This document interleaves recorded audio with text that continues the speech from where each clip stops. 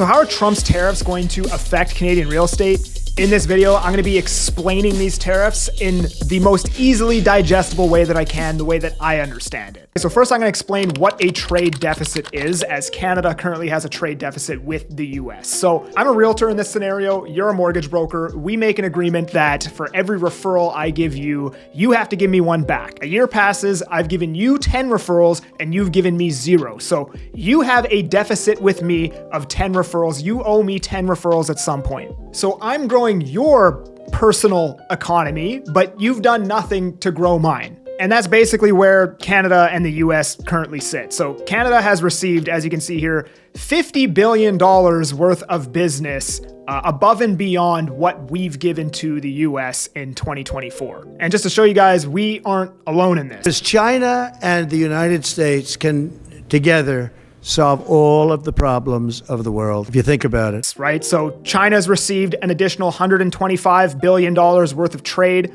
on top of what the US receives from China. You have Mexico at 82, Vietnam 56, and then you have Canada all the way down here at 29. I guess this is this is the first half of 2024. So it was 50 billion for the whole year, but 29 in the first half. Now, the reason why Trump cares about this is if you look at China's GDP growth, in 2023, it was 5%, but I think they've averaged about 6% GDP growth every single year for the last, here it is right here, reaching an all-time high of 18%. So China's averaged 8.8% GDP growth from 1989 until 2024. And you can see the states here sitting at only 2.5% of GDP growth. So China's basically growing twice as fast as the US has been growing because of these deficits. Because manual labor is so much cheaper in China, businesses in the US are basically using China for, buying their goods to then, sell through their business. But the result of that is that there's way more productivity happening in China than there is in the US. And if you just think about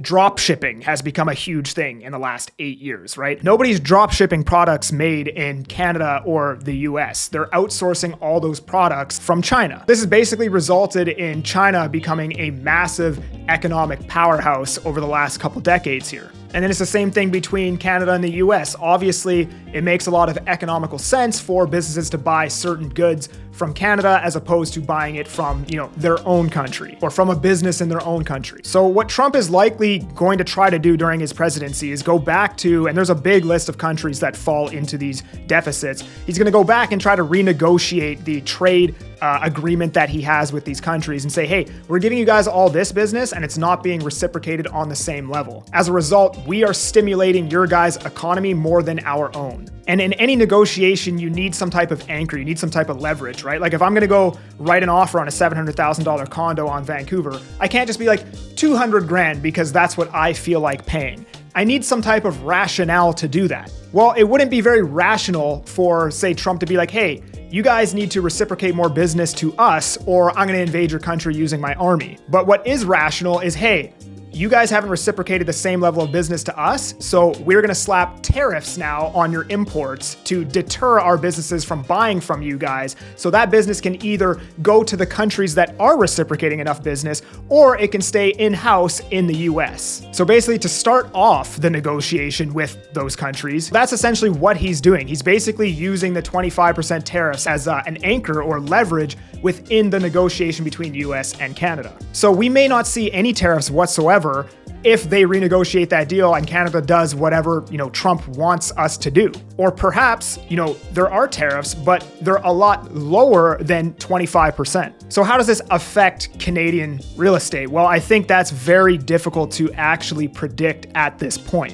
If these 25% tariffs actually happened, you would probably see less productivity within Canada and probably even more unemployment. But again, I'm highly doubtful that would happen instantaneously. That would probably take some time for that to start happening. And even at that, there's no guarantee that if Trump, say, put 10% tariffs on imports, that Pierre wouldn't get in and then counteract those tariffs with tariffs of our own. So in the meantime, there's no guarantee that there's going to be any tariffs at all. Canada might just end up restructuring their deal with the States and everything is all good and we move on from there. And if the tariffs do happen, yes, it would be bad for the Canadian economy, and anything that's bad for the Canadian economy is also bad for housing. What's the result of that? I have no idea. Now, I am not into politics. I'm not an economist. I'm trying to explain this to you guys at the most basic level so you can kind of understand it the way that I understand it. But this is not the end all be all. This is not the full picture. There's millions of variables out there, and somebody else on YouTube is probably going to do a lot better of explaining it than I will. But people have been asking me to make this video for a while now, so here it is. This is my basic understanding of how deficits work. If you enjoyed this video, subscribe to the channel, like it. I'm that Agent Kelly. I'm making moves to move you. Peace.